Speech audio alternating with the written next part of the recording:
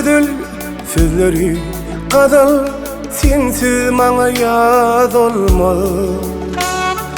Gaşlar keman gelýärem bir zaman sensiz söýüňe diýaman. Ey gödül sözleri kadal sensiz maňa ýaz olmaz. Gaşlar keman gelýärem bir zaman bilsen söýüňe diýaman.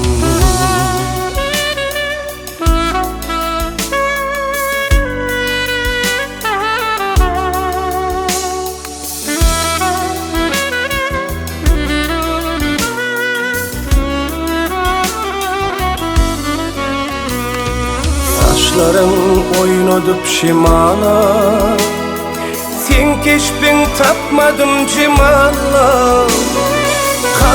Kalbimde yıladayda beydip canımı kıynama. Kalbimde yıladayda beydip canımı kıynama.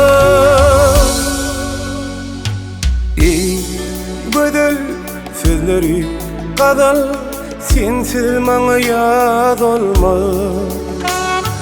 Gaşlar keman gelýärem bir zaman bilseň söýüňe diýaman.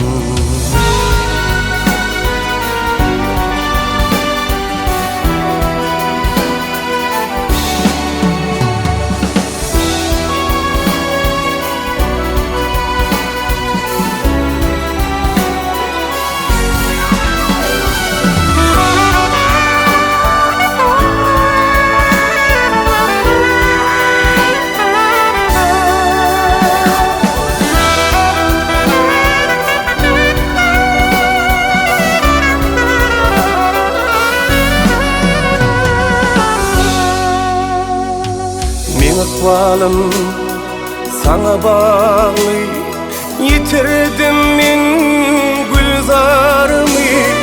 Yüreğimde koydum deri, beydip canımı kıynama. Yüreğimde koydum deri, beydip canımı kıynama. Gödül sözleri kadal sensiz maňa ýaz olmaz. Gaşlar keman gelýärem bir zaman bilseň söýüňe diýaman. Ey gödül sözleri kadal sensiz maňa ýaz olmaz.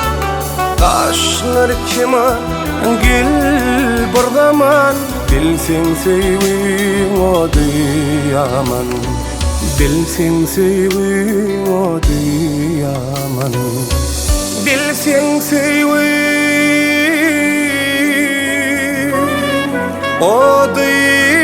diýaman.